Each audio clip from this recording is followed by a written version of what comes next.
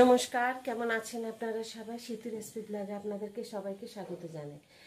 আমার আজকে একটু আসতে দেরি হয়ে গেল বলে অন্যান্য বাড়িতে প্রচুর কাজ ছিল, সেই কাজগুলোকে সমস্ত কিছু সেরে নিয়ে তারপরে আপনাদেরকে সাথে নিলাম। কেন সেই কাজগুলো যদি আপনারা মানে আমার সাথে থাকতেন, মানে দেখতে দেখতে আপনাদেরও বিরক্তি ধরে যেত। কেন ঘরের খুঁটিনাটি অনেক কিছু কাজ ছিল, সেগুলোকে আমি আজকে একটুখানি করে নিলাম। তো সেই কারণে সেই সময়টা আর এতটাই কাজের ঝামেলা ছিল। যাই হোক, অনেকগুলো কাজেই কিন্তু আমি সেরে ফেলেছি। যে কাজগুলো রান্নাঘরের অনেক কাজ, যে সব কাজগুলো আপনারা তো বোঝেনি। আমরা তো মেয়েরা যে সব রান্নাঘরে সমস্ত কিছু ধোয়া মোছার রান্না বান্নার পরেও অনেক কিছু থাকে। তবে আমার এই বেলার রান্নাটা, ভাতে খাওয়ার তরকারি পাতি সব হয়ে গেছে, আর একটা বাকি আছে, সেটা একটু পরে করে নেব। ওটার জন্য এমন কিছু আমার তাড়া নেই। তো তার জন্য আমি বলে আপনাদের সাথে একটু কথা বলে নিই। তবে কি জানেন তো, আজকে আমি একদম একটা নতুন ধরনের রান্না করব। আপনারা খেয়েছেন, হোটেলে হয়তো সবাই খেয়েছেন বা বাড়িতেও তৈরি করে খেয়েছেন। তবে সেই তরকারিটা কি করব, এত দেরি করা ঠিক না, আমার বলে দেওয়াই উচিত কি করব আমি। তো সেটা করব আজকে ক্যাপসিকাম দিয়ে পনির বাটার মশলা, যেটা হচ্ছে একদম ভিন্ন স্বাদের। তো ক্যাপসিকার মধ্যে একঘেয়েমির থেকে একটুখানি মানে সরে গিয়ে চেঞ্জ করে দিলে কিন্তু দেখবেন তার স্বাদটা কিন্তু ভালো লাগে। একবার একই ধরনের স্বাদ পনির বাটার মশলা খাবো না, কিন্তু যখনই ক্যাপসিকাম দিয়ে করবে না, ওর স্বাদটা কিন্তু আলাদা হয়ে যাবে। অবশ্যই কিন্তু একবার করে খেয়ে দেখুন। আর চলুন তাহলে আপনাদেরকে আমি সাথে নিয়ে পুরো ভিডিওটা আপনাদেরকে দেখাবো। পনির যে ক্যাপসিকাম দিয়ে পনির বাটার মশলা কিভাবে তরকারিটাকে মানে রান্নাটাকে করতে হয়। তো সাথে থাকবেন কিন্তু। চলুন, আগে ফ্রাই প্যানটা গরম হয়ে গেছে, তেল দিয়ে দিই। কি রান্না করব আজকে, আমি করব কি বলুন তো, আপনাদেরকে বলছি। আজকে রান্না করব আমি, তেলটা গরম হয়ে গেছে। এখন করব আমি পনির বাটার মশলা। সেই পনির বাটার মশলাটা করব কিন্তু আজকে ক্যাপসিকাম দিয়ে। ক্যাপসিকাম দিয়ে কিন্তু সবাই রান্না করে না। তো সেই জন্য আমি আজকে ক্যাপসিকাম দিয়ে যে করলে খারাপ হয় না, খেতে খুব ভালো হয়, সেটাই আজ আপনাদের বলবো। তো তেলে দিয়ে দেওয়ার পরে আমি কিন্তু খুন্তি দেওয়ার আগে কিন্তু এভাবে একটু নাড়িয়ে নিলাম, কারণ খুন্তি দিলে যদি ভেঙে যায় এই কারণে। তো হালকা করে কিন্তু আগে একটু নাড়িয়ে তারপরে খুন্তি দিয়ে আমি একটুখানি হালকা ভেজে নেব। ভেজে তারপরে কিন্তু পনিরগুলোকে আমি তুলব। তো পনিরগুলো বেশ সুন্দর হয়ে গেছে। অতিরিক্ত পনির ভেজে নিলে কিন্তু জানেন তো, তখন কিন্তু একটু শক্ত শক্ত হয়ে যায়, স্পঞ্জের মতো হয়ে যায়। তো সেই কারণে একটু হালকা ভাজবো। তুলে নিয়েছি পনিরগুলোকে। তুলে নেওয়ার পরে আমি দিচ্ছি তেজপাতা, একটা শুকনো লঙ্কা, একটু জিরে, আর দারচিনি আর লবঙ্গ। এগুলো একটুখানি আমি তেলে ভেজে নেব। দিয়ে দেবো পেঁয়াজ। তো পেঁয়াজগুলোকেও একটুখানি হালকা লাল ভাজা হয়ে যাওয়ার পরে তারপরে কিন্তু আমি দেব আদা আর টমেটো কেটে রেখেছি সেটা। অনেকে রসুন খেতে যারা ভালোবাসেন তারা রসুন দিতে পারেন, কিন্তু আমাদের এই পনিরের তরকারিটাতে যেহেতু করছি বাটার, তো এটাতে আমি রসুন দেব না আজকে। যারা ভালোবাসেন রসুন খেতে দেবেন, কিন্তু আমি এটাতে দেব না আজকে।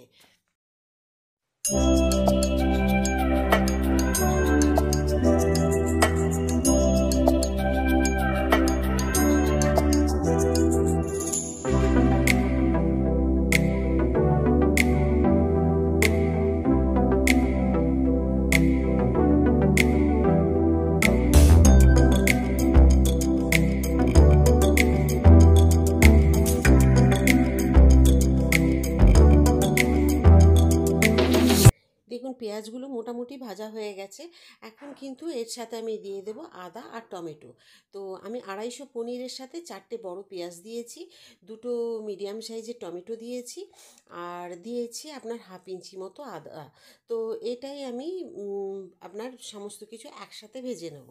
তো মশলাগুলো বুঝতেই পারছেন। এবারে যদি যারা গুঁড়ো জিরে আলাদা করে খাবেন তারা কিন্তু দিতে পারেন পরে, কিন্তু আমি জিরেটা একটুখানি ফোড়ন দিয়ে ওর সাথেই ভেজে নিয়েছি, আপনারা প্রথমেই দেখেছেন। এইগুলো কিন্তু সব কিছু পেস্ট করে নিয়ে একটু কিন্তু সেই চা ছাঁকনি দিয়ে, স্টিলের বা যে কোনো বাড়িতে ছাঁকনি থাকবে তার মধ্যে দিয়ে কিন্তু ছেঁকে নেবেন। যে ছিবড়েগুলো থাকবে সেগুলোকে আলাদা করে ফেলে দিতে হবে। আর যদি ধরুন ভালো পেস্ট হয়ে যায় তাহলে করার দরকার নেই। তো মশলাগুলোকে সমস্ত কিছু ঠান্ডা করে নিয়েছি। দেখুন একটু কালো কালো দেখা যাচ্ছে না, এটা কিন্তু ওই যে শুকনো লঙ্কা তেজপাতাটা, ওই জন্য মনে হচ্ছে কালো। তো এটা ভালো করে পেস্ট করে নিতে হবে। আর আপনার হচ্ছে ঠান্ডা করে তারপরে কিন্তু মিক্সিতে দেবেন, কারণ গরম অবস্থায় দেওয়া যাবে না। আর দিয়ে দিচ্ছি কাজু আর কিশমিশ। একবার কিন্তু পেস্ট করে নেওয়ার পরে কিন্তু আমি কাজু কিশমিশটা দিলাম। তো যাই হোক, এভাবে কিন্তু কি আপনাকে বেটে এইভাবে পেস্ট করে নিতে হবে। নিয়ে তারপরে আবার ওই ফ্রাই প্যানের মধ্যে আপনাকে সাদা তেল দিয়ে দিতে হবে, আর দিয়ে দিতে হবে আপনার বাটার। সেটা আপনার পনিরের পরিমাণ মতো আপনি বাটারটা দেবেন। আমি এখন দিলাম 1 চামচ, পরে আবার দেব। তো আমি বড় চামচের দিলাম। তো যে বাটারটা দিয়েছি, এবারে কিন্তু একটুখানি ভালো করে ফ্রাই প্যানের মধ্যে এটাকে গলিয়ে নিতে হবে। গলিয়ে নেওয়ার পরে আরেকটা কথা বলি, আমি ক্যাপসিকামগুলোকে একটুখানি নুন দিয়ে মেখে রেখেছিলাম। আপনারা চাইলে মেখেও না রাখলেও আপনারা এই বাটার বা তেলের সাথে একটু দিয়ে ভেজে নিতে পারেন, তাহলে ক্যাপসিকামগুলো একদম নরম হয়ে যাবে। আর এগুলোকে একটু হালকা করে লাল করে ভেজে নিই, হালকা একটু যেরকম ব্রাউন কালারের হবে এইরকম কিন্তু ক্যাপসিকামটাকে ভেজে নিতে হবে। আর এই ক্যাপসিকামটা দেওয়ার কারণেই কিন্তু এই পনির বাটার মশলাটার কিন্তু টেস্টটা অনেক গুণ বেড়ে যায়। দিয়ে দিলাম পুরো মশলাটা, যেটা ভেজে আমরা বাটলাম মিক্সিতে, সেটা দিয়ে দেওয়ার পরে এবারে আঁচটাকে কমিয়ে দিয়ে কিন্তু আস্তে আস্তে করে একটুখানি ভেজে নিতে মানে কষিয়ে নিতে হবে। আর মিক্সি ধোয়া জলটা একটু দিলাম, আবার একটু পরে দেব। তো সে একটু কেন আস্তে কম আছে এটাকে কষিয়ে নিতে হবে, কারণ এর সাথে তো বুঝতেই পারছেন সমস্ত কিছু ভাজা তেলে ভেজে মশলাটাকে পেস্ট করে দেওয়া হয়েছে। এটাকে বেশি আঁচে দিলে কিন্তু তেতো হয়ে যাবে। তো সেই কারণে আপনাকে একটুখানি কম আঁচ করে এটাকে মিডিয়াম টু লো করে এবারে দিয়ে দিতে হবে চিনি। 2 চামচ চিনি দিলাম। এবারে দেব 1 চামচ হলুদ, আর আপনার দিয়ে দিলাম একটু সাদা গোলমরিচের গুঁড়ো। আর আপনারা যদি ধনে গুঁড়ো খেতে চান দিতে পারেন, আর কাশ্মীরি লঙ্কার গুঁড়ো যদি খেতে চান দিতে পারেন। কিন্তু বাটার পনির মশলা কিন্তু লাল লাল হয় না, হয় কিন্তু একটু সাদা সাদা দেখতে। যার কারণে কি রঙটা কিন্তু কাশ্মীরি লঙ্কার গুঁড়ো দিয়ে দিলে কিন্তু রঙটা হয়ে যাবে লাল। তো সেই কারণে আমি কিন্তু কাশ্মীরি লঙ্কার গুঁড়োটা দিইনি। আর লঙ্কা যারা ঝাল খেতে চান, ঝালটা ওই মশলার সাথেই বেটে নেবেন। হয়তো কাঁচা লঙ্কা একটা ওর সাথেই দিয়ে দিলেন, ভাজা যে পেঁয়াজগুলো ছিল। আর তা নাহলে গোটা দিয়ে দিতে পারেন। আমি যেমন যে শুকনো লঙ্কাটা দিয়েছি ওটাতেই আমার হয়ে যাবে, কারণ আমার ঝাল দেওয়া মানে খুব একটা খাবে না। আর একটু নুনটা কম হয়েছিল বলে আমি নুনটা আর একটুখানি দিয়ে দিলাম। সেটা আপনাদের পরিমাণ বুঝে একটুখানি দেখে নেবেন, দেখে নুনটা দেবেন। ব্যাস, আমি কিন্তু একটু কম আঁচে এটাকে ধৈর্য ধরে আস্তে আস্তে করে কষিয়ে নেব। এমনিতেই মশলাগুলো সমস্ত কিছুই ভাজা আছে, আর বেশিক্ষণ কষাতে হয় না। তবুও আমার মনে হয় একটু আস্তে করে কম আঁচে করে এটাকে কষিয়ে নিতে হবে। তো যাই হোক, এটা কিন্তু দেখুন রঙটা খুব সুন্দর উঠেছে, আর গন্ধ তো খুব সুন্দর, যেহেতু ক্যাপসিকামটা দেওয়া আছে। একবার অবশ্যই কিন্তু এই ক্যাপসিকাম দিয়ে আপনারা পনির বাটার মশলা করে খাবেন। দেখবেন পনির বাটার মশলাতে কিন্তু ক্যাপসিকামটা কিন্তু সবাই দেয় না। এটা আপনারা অনেকভাবে দেখবেন, যে অনেকের কাছে শুনবেন। আর দিয়েছি আমি একটু উষ্ণ গরম জল। আপনারা তো জানেনই যে আমি সবসময় একটু উষ্ণ গরম জল ব্যবহার করি। পনিরটা ভেজে রেখেছিলাম, দেখুন জমাট বেঁধে গেছে। হাতে করে ছাড়িয়ে আমি এটার মধ্যে দিয়ে দিলাম। আর পিসগুলো করেছিলাম পুরো হোটেলের মতো। যেহেতু হোটেলের স্টাইলের রান্নাটা আমি করছি, তার জন্য আমি পনিরের যে কেটেছি সেটাও একদম হোটেলের মতোই, না ছোট না বড়, খুব সুন্দরভাবে কাটা হয়েছে পনিরগুলো।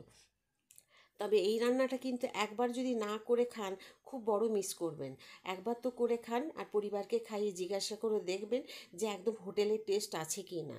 অপূর্ব লাগবে মানে খেতে। তবে নুন ঝাল আপনাদের হিসেব মতো নেবেন। হাতে একটু কসুরি মেথি আমি ঘষে নিলাম, ঘষে নিয়ে ওপর থেকে একটুখানি ছড়িয়ে দিলাম। ধনে পাতা দেওয়ার দরকার হয় না কসুরি বাটার পনির মশলাতে। যদি আপনাদের খেতে ইচ্ছা হয় দিতে পারেন, কিন্তু ধনে পাতাতে কিন্তু বাটারের গন্ধটা কিন্তু অনেকটা চেপে যায়, কিন্তু কসুরি মেথিতে কিন্তু সেই জিনিসটা হয় না। দিয়ে দিলাম আমি বাটার। তো বাটারের পরিমাণটা এখানে আপনাদেরকে বুঝে দিতে হবে, যে 250 পনিরে আপনার মোটামুটি আমি দিচ্ছি এখানে 2.5 চামচ মতো বাটার।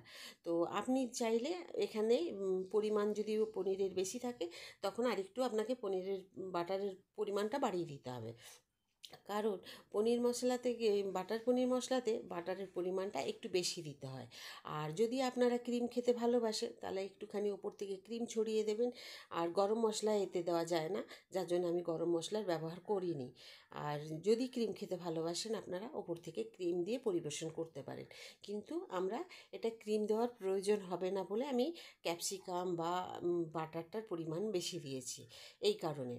তো সেটা আপনাদের নিজেদের চয়েস, কিন্তু রান্নার যেভাবে আমি করলাম পনির বাটার মশলাটা ক্যাপসিকাম দিয়ে, ঠিক এইভাবে করবেন। আর খেয়ে অবশ্যই কমেন্ট বক্সে কমেন্ট করে জানাবেন যে খেতে কেমন হয়েছিল। আর ক্যাপসিকাম কিন্তু আপনারা যেটা পরিমাণ থাকবে সেই বুঝে, আমি 250 পনিরে একটা বড় ক্যাপসিকাম দিয়েছি, ছোট ছোট করে কেটে নিয়েছি, আপনারা দেখলেনই। তো এইভাবে কিন্তু আপনাদেরকে করে নিতে হবে। তবে যদি আজকে এই পনির বাটার মশলা রান্নাটা খেয়ে যদি আপনাদের ভালো লাগে, একটু নতুনত্ব মনে হয়, তাহলে অবশ্যই কিন্তু একবার করে খেয়ে দেখবেন। আর যদি আমার আজকের ভিডিওটি আপনাদের কাছে ভালো লাগে, একটা লাইক করে দেবেন, সাবস্ক্রাইব করতে একদম ভুলবেন না। আমি ওদেরকে দিয়ে এবারে, আর প্রচুরভাবে শেয়ার করে দিন। আর এত সুন্দর গন্ধ বেরিয়েছে না, আজকে আর আমাকে বাড়িতে কাউকে ডাক দিতে হবে না খাওয়ার জন্য। তো চলুন, খাওয়ার পরিবেশনও হয়ে গেছে আমার দেওয়া, একদম খুব সুন্দরভাবে থালা সাজিয়ে নিয়েছি। এবারে কিন্তু ওদেরকে দিয়ে দিই। দেখুন দেখতে কি সুন্দর হয়েছে, গরম গরম রুটির সাথে ক্যাপসিকাম দিয়ে পনির বাটার মশলা। তো আমারও খিদে পেয়ে গেছে জানেন, দাঁড়িয়ে দাঁড়িয়ে গন্ধ নিতে নিতে এত ভালো লাগছে, মনে হচ্ছে যেন আমিও এক্ষুনি বসে পড়ি খেতে। তো হ্যাঁ, আমারও আর ধৈর্য নেই, এবারে বসে পড়ব।